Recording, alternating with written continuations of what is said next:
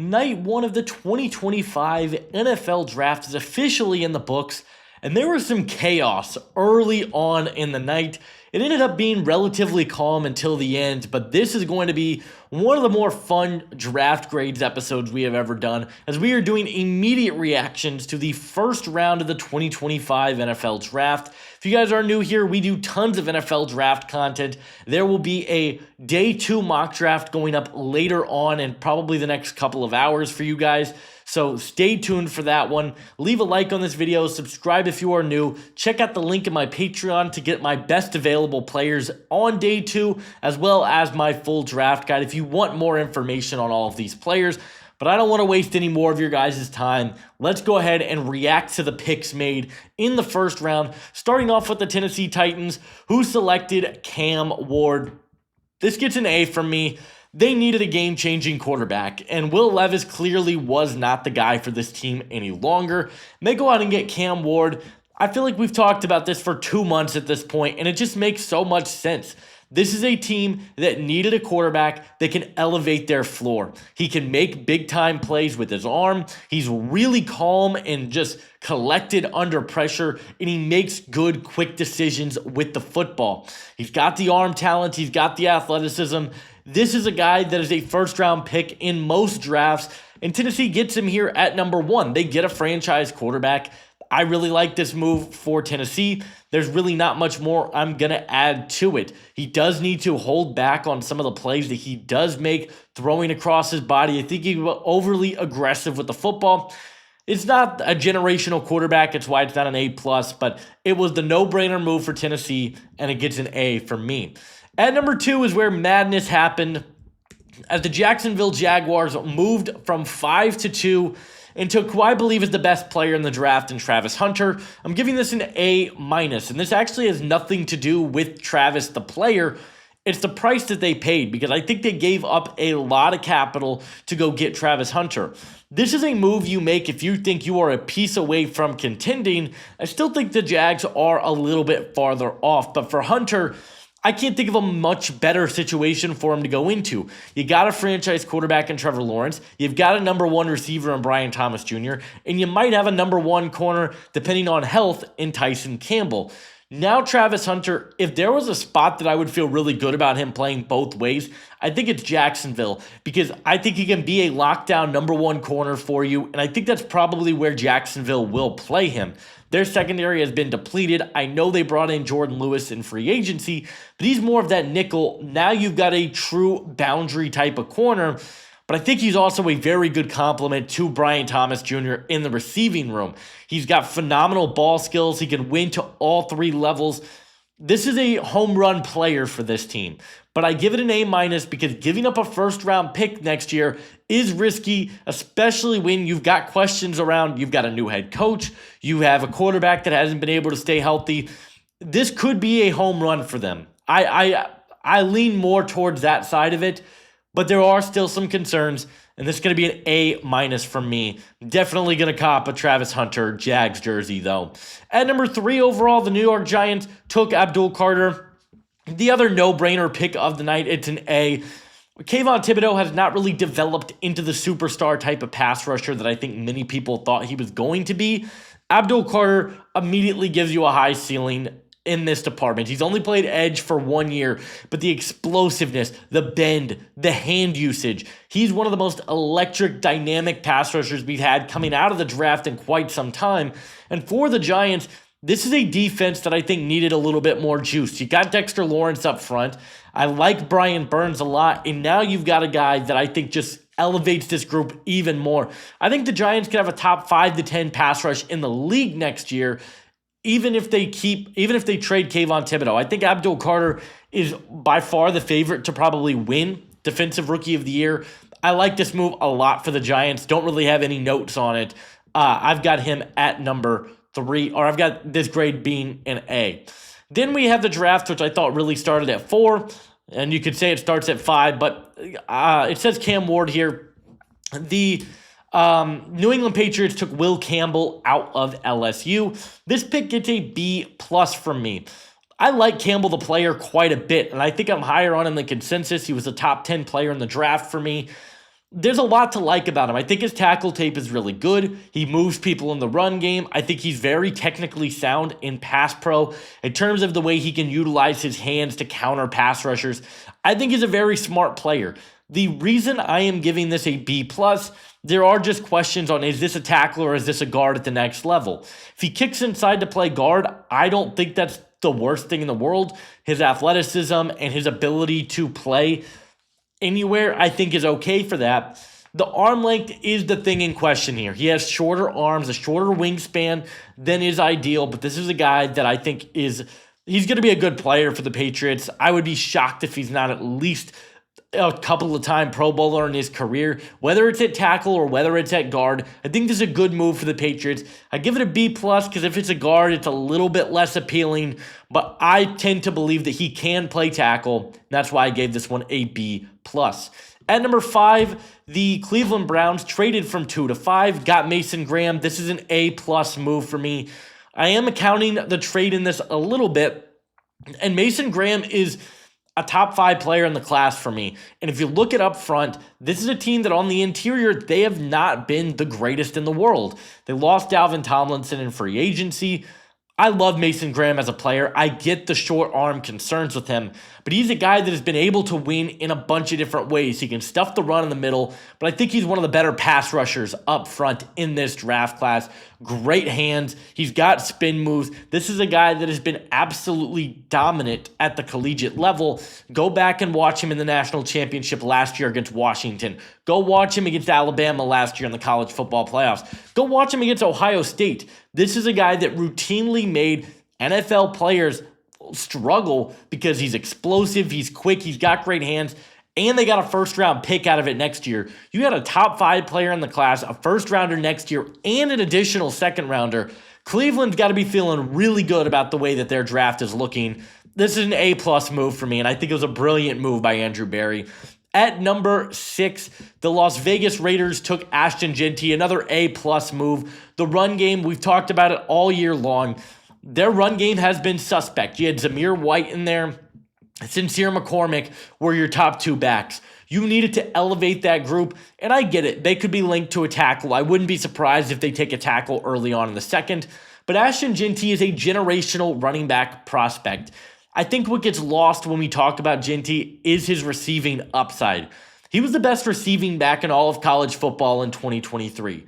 He has been so dynamic as a runner, whether it be his contact balance, his elusiveness. He doesn't have the craziest top-end speed, but he is impossible to tackle. And for the Raiders, you've got Ashton Jeanty, Brock Bowers, and now you got Geno Smith in this group. I'm feeling really confident about my offense next year, given my skill positions and the upgrade at quarterback.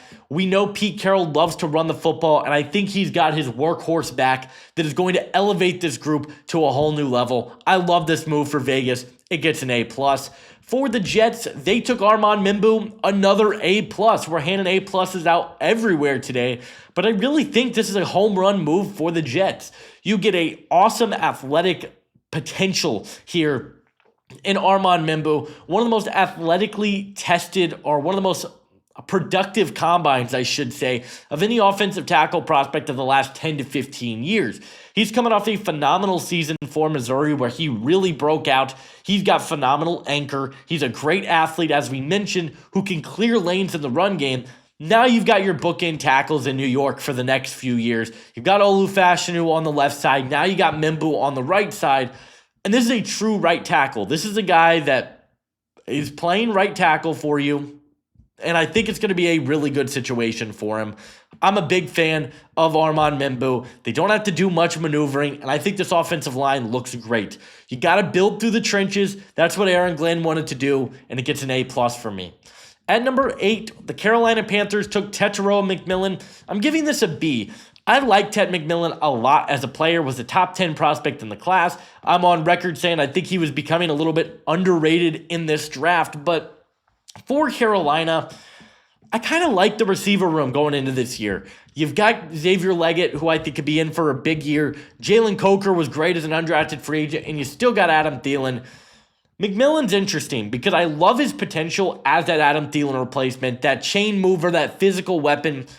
There's so many good defensive players on the board, though, and this is a team that I think desperately needed to address the defensive side of the football, and they don't have a second-round pick. Well, they don't have their own second-round pick in this draft class, so really tough situation to be in if you are the Carolina Panthers. Yes, you got the best receiver in the draft class. I get they made other moves to improve the defense.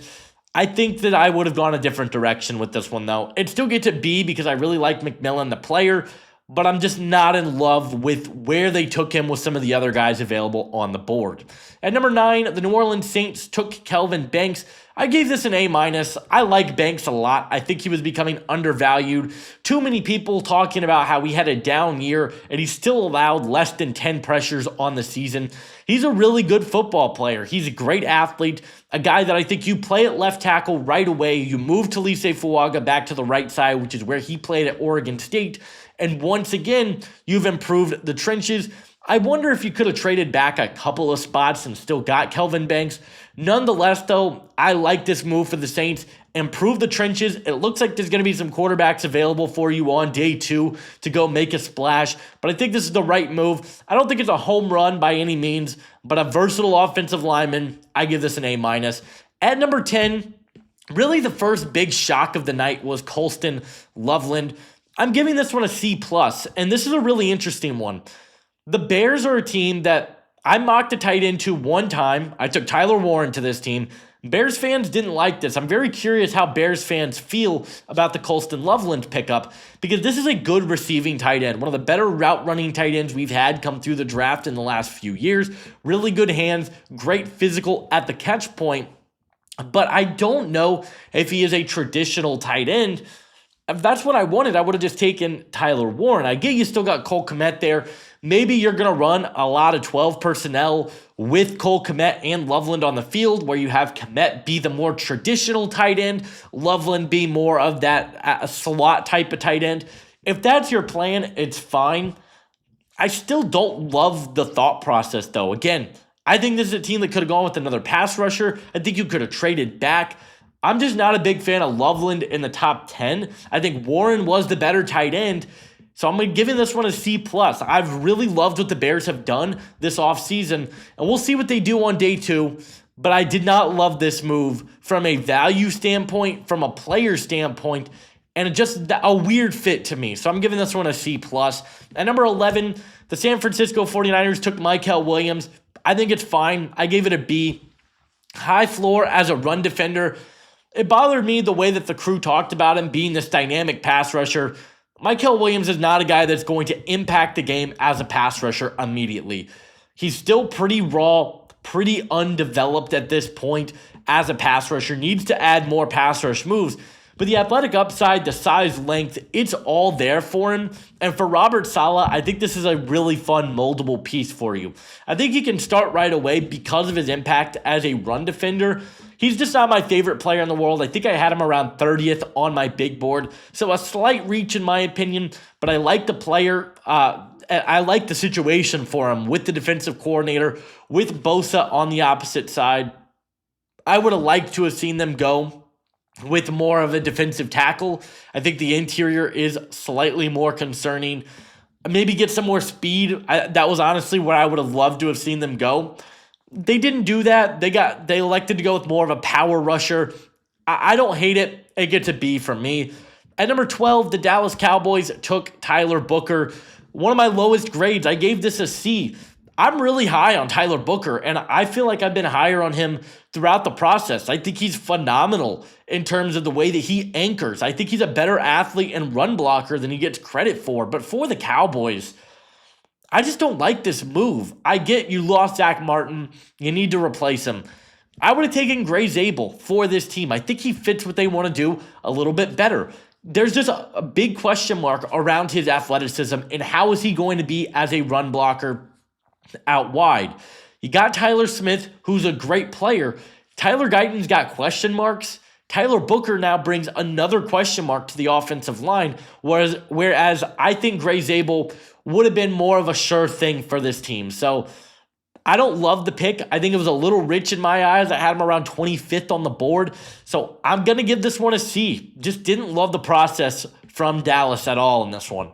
At 13, Kenneth Grant, it's an A. I love this move from the Dolphins. This is a team that has not taken beef. They don't want to address the O-line, and they haven't really addressed the interior of this defensive line really at all. And going to get Kenneth Grant, to me, really good move. He's 300 and I believe he's around 340. He is so big, and he's just going to be a space eater in the middle of this defense. But he's not just your prototypical nose tackle who's going to take on double teams and stuff the run. This is a guy that I think can get after the quarterback. He has shades of Dexter Lawrence at times in the way that he can win as a pass rusher. Can he be more consistent in those areas? That's what remains to be seen at this point. But for Kenneth Grant, I think this is a really good landing spot for him. I think he starts right away, and he's going to be a difference maker for this Dolphins defensive front. They needed some beef in the interior of that defensive line. They needed some extra juice. I think they got that with Kenneth Grant, and I think this is one of the better picks Miami has made over the last few seasons. At number 14, we got our guy. The Colts got their guy, Tyler Warren. It's an A+ for me. It's not the sexiest pick in the world. I'm not the most thrilled about it. There's a couple of players that I had slightly higher on my board that I would love to have gotten them, would have loved for them to take. One of them still available on day 2. Chris Ballard trade up for Will Johnson. But Tyler Warren is exactly what this team needs. He is a joker for this offense. If you want to play him in the slot, you can do that. You want to play in that more traditional wide tight end role, I think he can do that for you. He's not the most insane athlete, but you can use him in so many ways. And he's a safety blanket for Anthony Richardson in a way that he hasn't had. Kylan Granson is not that guy. Jelani Woods has not been able to stay on the field. This team needed a game-changing tight end, and we knew that was going to be Warren or Loveland, and if neither of them were on the board, we'll see. Warren ended up falling to them in a really good situation. I love this move from Indy. It's an A+. At number 15, the Atlanta Falcons took Jalen Walker. I give this a B. For those of you that have followed the channel for a while, I just am not a big Jalen Walker guy. I think he's got a lot of question marks in terms of how are you going to use him. He's got shorter arms. He doesn't have a lot of pass rush moves. A lot of his wins came off of blitzes from an inside linebacker spot. If you play him at linebacker, he's not great in coverage. So I have a lot of question marks about Jalen Walker, but I do like the fit for him in Atlanta. Playing that 3-4 scheme that Raheem Morris likes to run, I think they're going to find ways to utilize Jalen Walker, get him into the backfield, and allow him to make big-time plays. So I like this move from Atlanta. I'm not the biggest fan of the player, but I think it is a great fit for the scheme. That's why I'm giving this one a B. At number 16, the Arizona Cardinals made what's one of my favorite picks of the entire night in Walter Nolan. I'm on the record of saying this. I think Walter Nolan is one of the greatest athletes I have seen at the defensive tackle position. And I think his best football is still ahead of him. He's young, but this is a guy that is so explosive off the line of scrimmage. He's at the point of attack. He's physical. He plays nasty. I just don't think you could have gotten a much better player here if you're the Arizona Cardinals. Incredible run defender. I think he's physical. He gets off blocks really well. And a guy that I still love what he does as a pass rusher. There's so much here for him. And I think he's going to be a phenomenal player. I really do. An A+ move from the Arizona Cardinals, who have completely revamped this defensive line. His fit next to Darius Robinson and Josh Sweat and Ojulari and Baron Browning, like this Arizona defensive line looks absolutely stacked right now. I think this is a home run move for Arizona, and it gets an A+. At number 17, the Cincinnati Bengals took Shamar Stewart. I'm giving this one a B-. The Shamar Stewart conversation is really complicated because you see the traits, you see the testing numbers, you're like, take that guy high. But then you look at the production, and it's not there. And for Cincinnati, that's kind of what worries me. This is a team that I think really needed to address pass rush. I think we all knew that going into the night.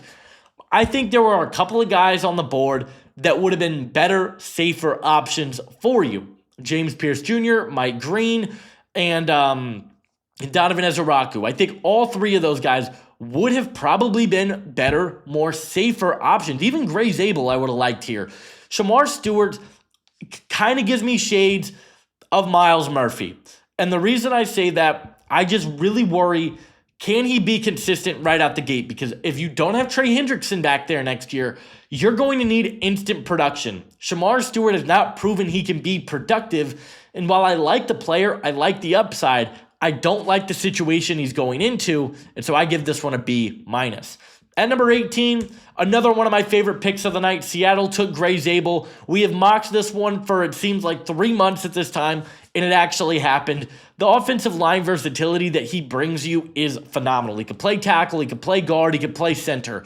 That's what Seattle needed. The interior of this offensive line has been a complete mess, and they get a Senior Bowl standout with athleticism and a guy that fits the wide zone Kubiak blocking scheme so perfectly. I love this move for Seattle, an easy A+ from me. At number 19, the Tampa Bay Buccaneers took Emeka Egbuka, one of the most puzzling draft picks of the night. I give this one a C-. Now, I really like Emeka Egbuka. I think this is a really weird situation for him to be going into. I get it. Mike Evans is getting up there in age, but this is a team that just paid Chris Godwin a 3-year contract to come back. Jalen McMillan showed real flashes down the stretch as a rookie for this team. You've gotten some decent play at times from Trey Palmer. Why take a receiver here at 19 in the draft? I just don't understand this move. If you didn't have Chris Godwin, I would get it, but you do. And now is Egbuka going to be the wide receiver 3 on this team? And what happens with Jalen McMillan? It just is a lot of weird.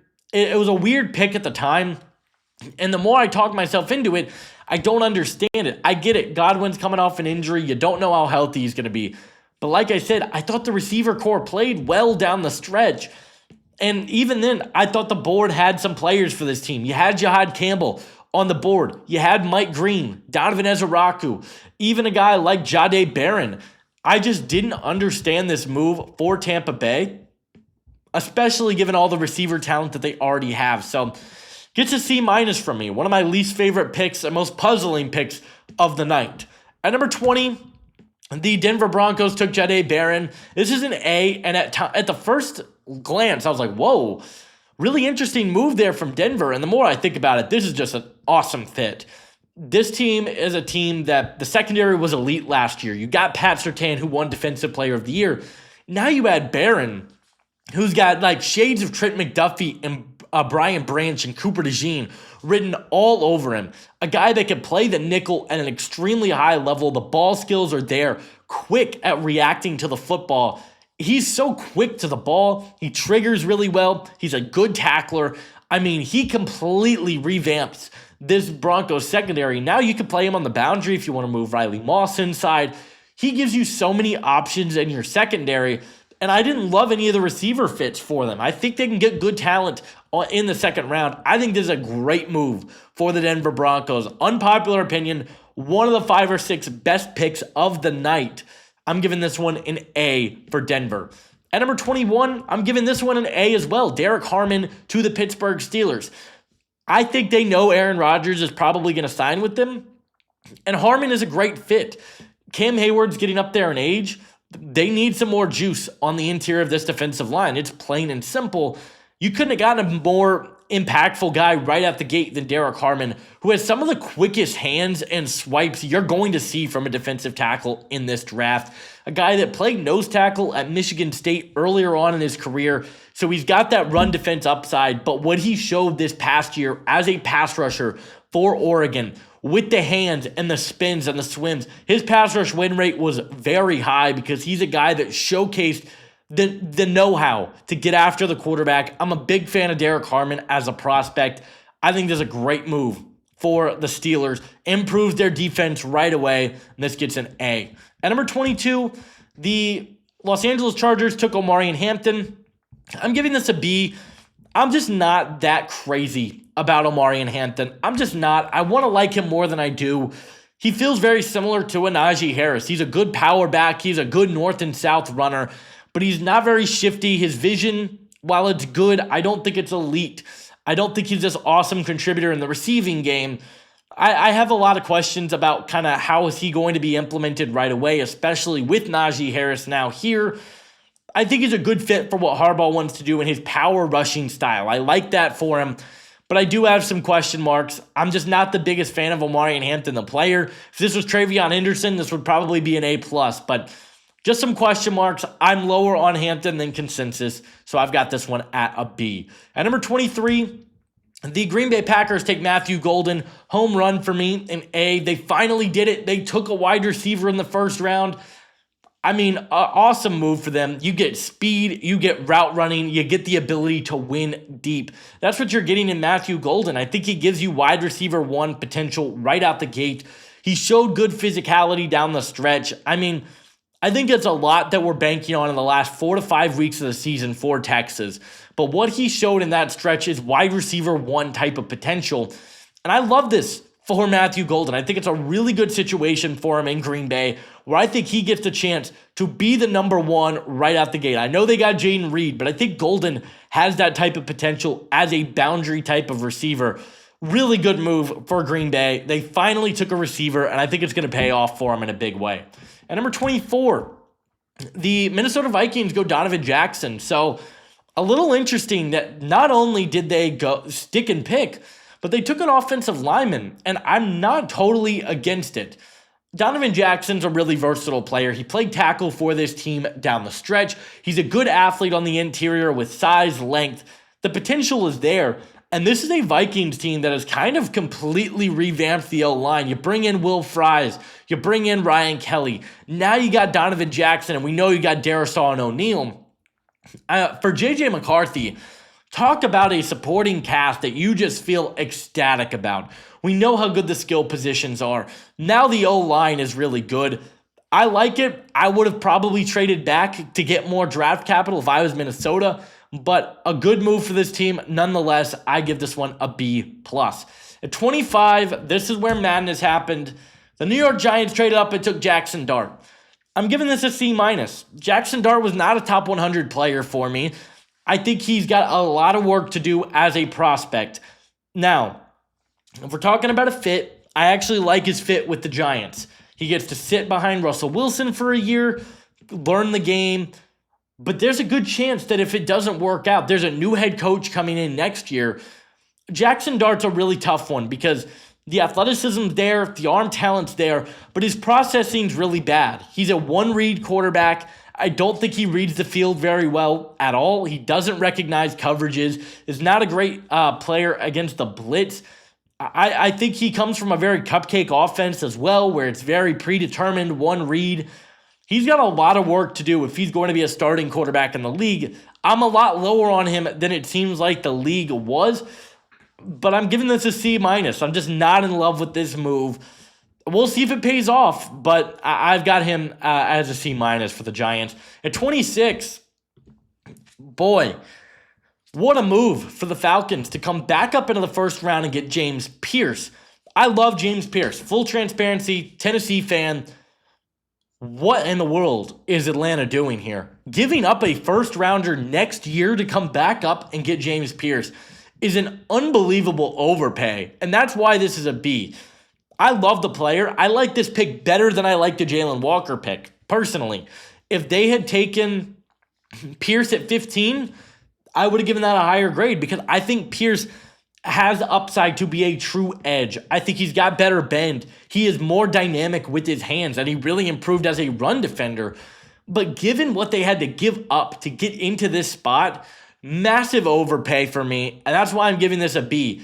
Hopefully, James Pierce can be that player for them and they can get into the playoffs, but a big overpay, in my opinion. And I got him this a B for Atlanta. At 27, Malachi Starks, A+ to the Ravens. They love to play with multiple safeties. Malachi Starks is, in my opinion, the best safety prospect since Kyle Hamilton. The versatility that he gives you on the back end to play in so many different coverages is fantastic. He's so versatile. I'm a huge fan of this player. I mean, a guy that was a top 15 guy in the class, obviously he was going to end up going to the Eagles or the Ravens because they always get these types of players. But a guy that just perfectly fits what the Ravens want to do defensively. They improve the secondary. A+ pick from me. At number 28, the Detroit Lions go Tyreek Williams.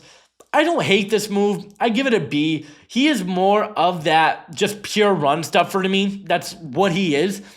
You got him next to Aleem McNeil. That's a good pairing. They got DJ Reader in there. I know he's coming off an injury. I just would have liked to see an edge rusher here a little bit more, especially given the value. Maybe a trade back.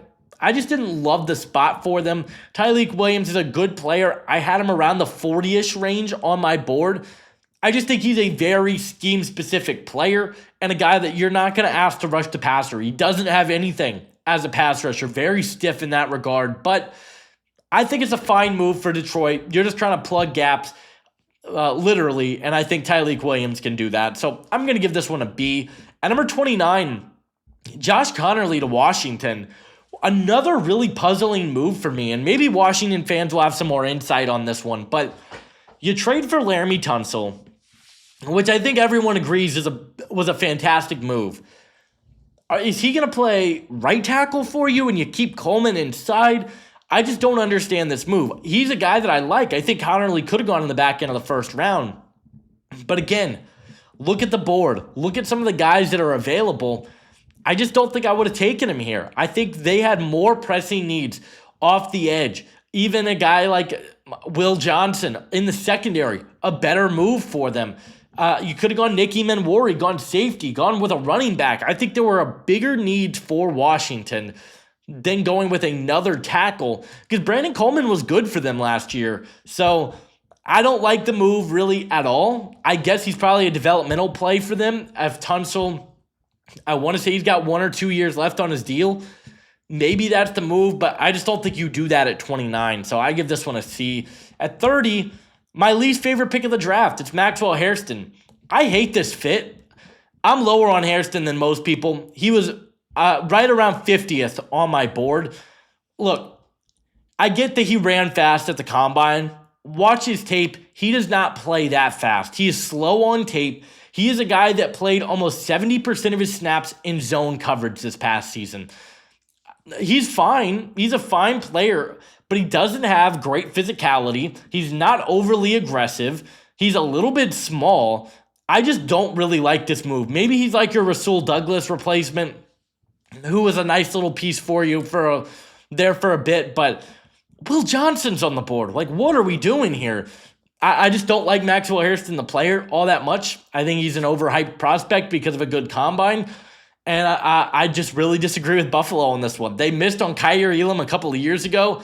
And unfortunately, this kind of feels like that to me. So I have this one as a D+. At number 31, why do we keep letting Howie Roseman get away with this? I just don't understand it. Jihad Campbell's the top 10 player in the class for me. I get he's coming off a labrum injury. Don't overthink it. This guy is the best coverage linebacker in the draft. He's the best blitzing linebacker in the class. He's the best athlete, one of the best athletes on the defensive side of the ball. And yeah, we'll just let him go to the Super Bowl champions. It's ridiculous. I don't have anything else to say. This is a home run pick for Philadelphia. They get the next Fred Warner to pair next to Zach Bond. So, the rich get richer here in Jihad Campbell. Speaking of the rich getting richer, I love this move. I get he's coming off a serious knee injury, but a guy that just is a pure left tackle prospect for you that is just immediately going to come in and be a starting player for them when he gets healthy. And he doesn't even have to play right away. He would have been my number 1 tackle in the draft class had he not gotten hurt. Phenomenal tape this year. Great athlete. Has to improve the anchor, but another just great pick from Kansas City. And that's going to conclude my first round grades. Stay tuned. We'll do day 2 grades tomorrow. We'll do my final draft grades on Saturday, as well as a day 2 mock draft, which will be going up right after this. So I'm going to go record that one right now. Stay tuned for that, and I'll see you guys in the next one. Adios.